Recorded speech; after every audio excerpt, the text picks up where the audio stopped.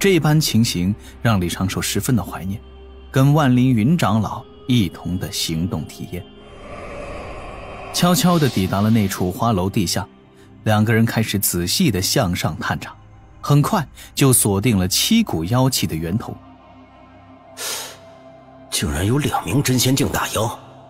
九乌暗中皱眉，他们盘踞此地，看样子已有些时日，为何就无人察觉？这等烟花之地，寻常炼气士应该极少来此。九乌顿时啧啧轻笑。那奇缘师弟，你此前为何来此地呀？想找个地方喝酒解闷儿。最近呢，接到了2封书信。师兄，暂不提此事，咱们先除妖。书信？九乌顿时露出好奇之色，却并未多问。然而李长寿偷偷地观察着九乌师伯的表情变化，知道自己已经顺利地种下了一颗种子，稍后也可以顺理成章地继续与师伯商谈此事。一步套10步，伏笔藏心度。套路论，李人教弟子，海神教教主长寿著。两个人摸清楚上面妖物的底，九乌师伯摸出了一把长剑，就要悄悄动手，抱起发难，先将那2名真仙境的大妖击杀。那2名真仙境大妖之一，就是此前两个人见过的那个风姿卓绝的此地掌柜。这女妖此时正在一个小木屋中，看着2名模样不错的少女练习抚琴弄箫之技。奇缘师弟，你在此地为我掠阵。九乌如此道了句，显然是不想让奇缘去斗法。而李长寿的这一句指道人却是连忙出手，用浑浊的仙力将九乌拉住。李长寿心想，他们堕仙门的门派通用被动技能，莫非就是上头不成？怎么都这么冲动呢？师兄，咱们既然已经占据了暗中的优势，为何不将这般优势发挥到最大呢？我这里有长寿孝敬防身用的几样毒丹，师兄不如在此地暗中催发，将此地妖物悄然灭杀，然后取宝走人。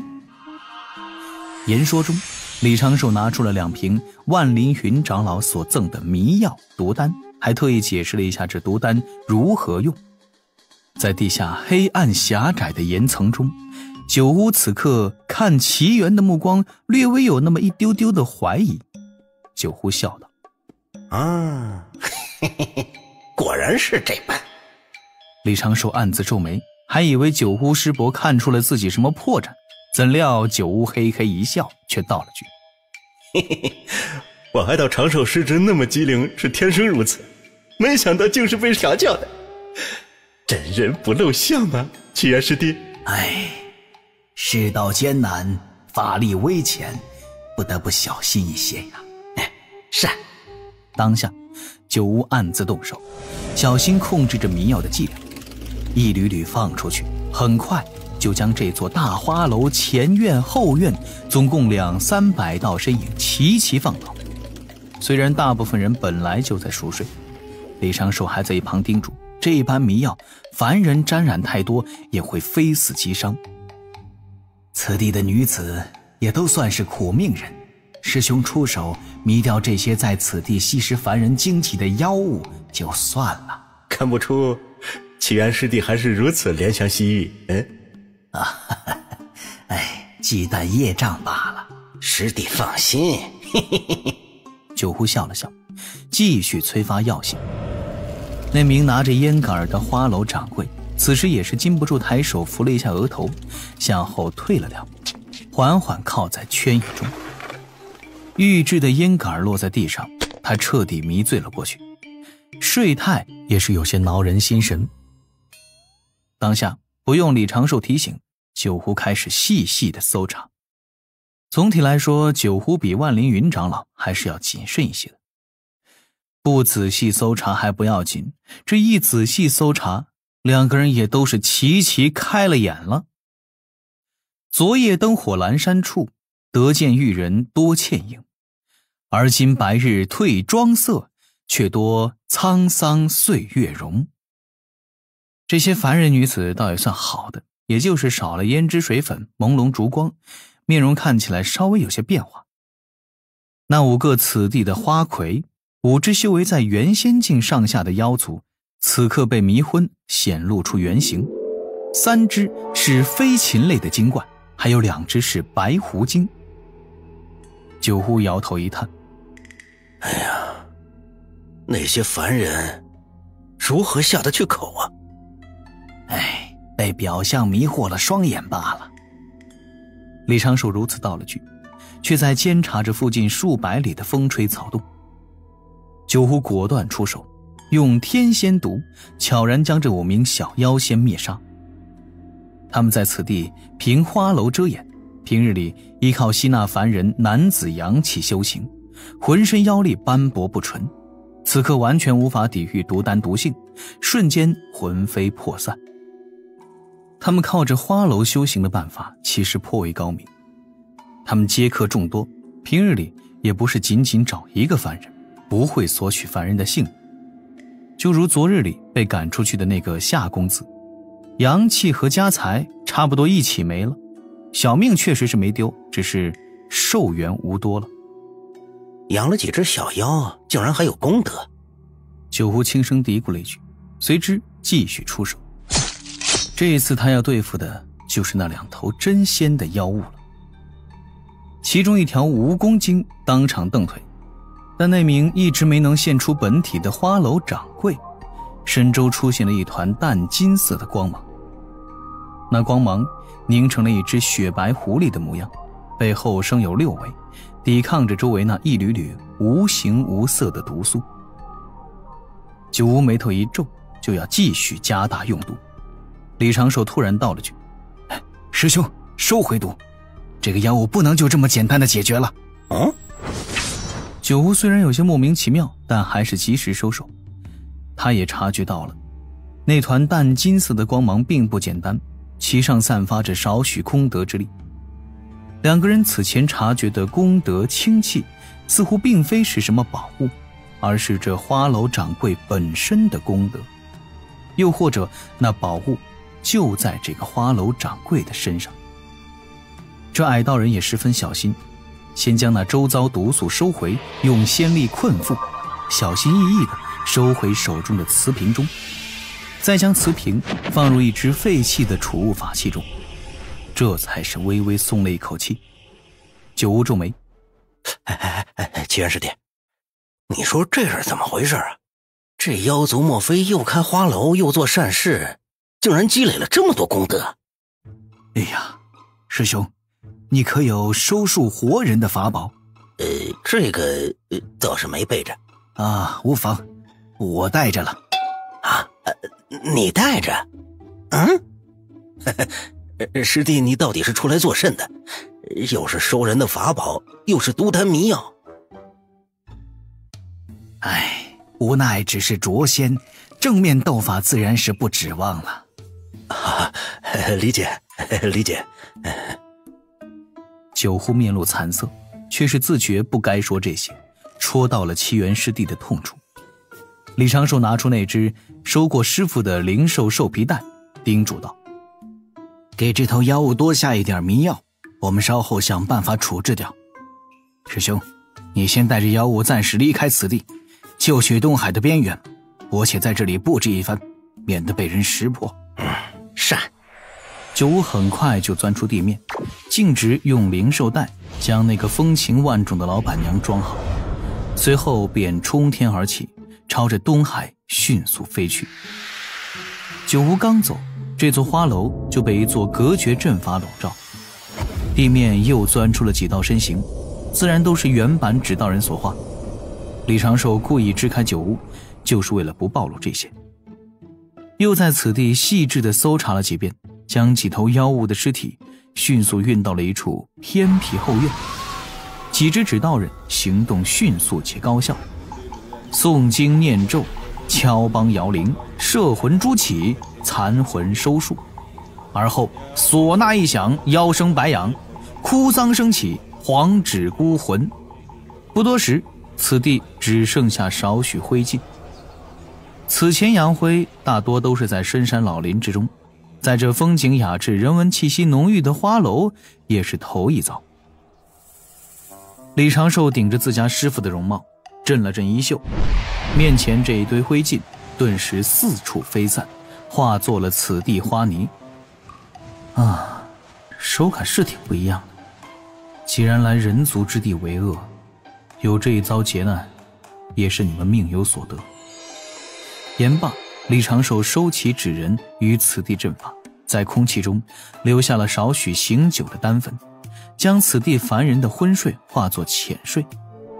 先时捕捉到了九巫师伯，此刻已经带着那妖族的美娇娘到了数百里外。为了九字九仙的和睦，李长寿紧跟着追了上去。小琼峰草庐处，李长寿本体听到了草屋外传来的响动，睁眼看去，却见师叔和师妹在湖上泛舟玩耍。此前他倒是没觉得太明显，刚在俗世花楼中逛了这么两遭，此时再看，师叔不只是胸襟过人，身段上等，丰腰细足，容貌甚美。自家的师妹更是灵秀逼人，花容月貌，身段窈窕，玲珑有致，面容美而不俗。一时间李长寿也是感慨横生，修行与否影响当真是太大了。心神迅速大半回到指道人处，看了眼那摄魂珠，正施展土遁的他眉头一皱，刚才杀的那个真仙境的蜈蚣精竟然跟他来临东城有关。嘿，这次竟然还歪打正着了，你说这怎么整啊？赶去跟九巫师伯会合的路上，李长寿让这具指道人保持着师父此时能够达到的土遁速度，略微有些纠结。他用指道人替师父过来此地，本来就是想抓住对方的狐狸尾巴，结果呢，现在狐狸尾巴被他给一把三昧真言烧的只剩下了些许残渣，刚才还直接给扬了。哎，摄魂珠的残魂虽然还有一点，但是很快也会彻底消散。李长寿分析过这种可能，那两封书信有可能是骗局，师父仅有的那个仇敌想将师父诓骗至此，暗中做掉。但是李长寿也没想到的是，师父的仇敌竟然偷偷地雇了一名妖族真仙境，要行雇凶杀人之事。蜈蚣精的残魂中可以看到，出现在蜈蚣精面前的是一个身着法宝斗篷的蒙面男人。考虑到对方做这种事必会用障眼法，仅有的这一点信息没什么意义，这蜈蚣精也算是倒了霉了。他从北距泸州千里迢迢地来到此地，投奔到了此地相熟的妖族家中。这个临东城就是蜈蚣精选。蜈蚣精本以为这是一笔轻松稳赚的买卖，暗中潜伏已经有数月了，就等着与目标人物深夜相会，乱腿踹死这个捉仙。可不曾想，离这约定的日子还有1个多月，这蜈蚣精自己先没了。李长寿收起摄魂珠，心底轻轻一叹，也并未过多纠结此事。唉，大概这就是命数吧。李长寿故意流露出一缕气息，九巫很快就捕捉到了在地下赶来的奇缘。这位矮道人咳了一声，背着双手，表示自己刚才并没有什么逾矩的举动。那个姿态婀娜多姿的老板娘，此时呢也被他用仙绳捆了，扔在树下。师兄，还未盘问吗？奇缘缓缓钻出草地，一旁的九巫眉头微皱，摇了摇头。师弟啊，方才为兄推算了一阵，只是推算之法不精，只能查出这妖怪身上的功德来头不小。李长寿故意叹了一声，唉，这次本以为能有什么功德宝物呢。哎，师弟不可如此想。九巫正色道，你我都是人族炼气士，入人教修行，护卫人族，本就是分内之事。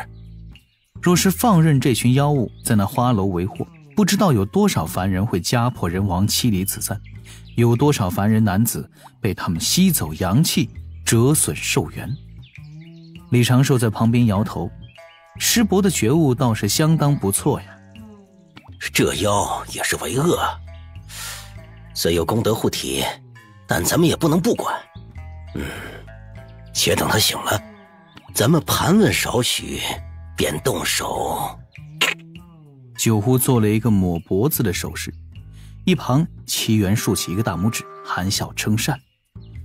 善这个字呢，其实就是好，可以，这种表达肯定的用语，多为老辈练气士所用。试想，一位鹤发童颜、仙风道骨的老神仙驾云而来，对自家弟子说了2句话，就点点头，微微一笑，说一句好，行，主，就这么整，这未免太失风范了。若这老神仙甩一甩拂尘，淡定地说一个善字，让人捉摸不透之余，自身的气质也更为玄妙了。李长寿却是不太喜欢说这个善字。待他摘得长生道果，度过悠悠岁月，心态老了以后，与后辈交谈时，八成会说一句稳。九乌和李长寿假扮的齐元，带着这本体可能为6尾狐狸一直醒不过来的花楼掌柜，在东海边缘前行匿迹。他们也担心有妖族高手前来搜寻报复，所以呢，不断地换藏身之地。